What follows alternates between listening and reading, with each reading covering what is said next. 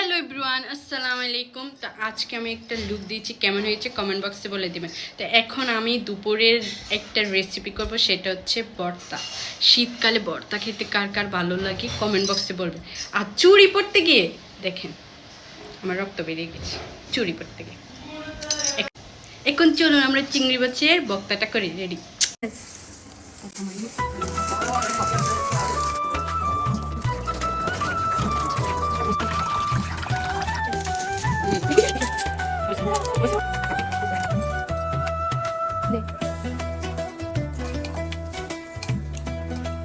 কারো না কিছু করো না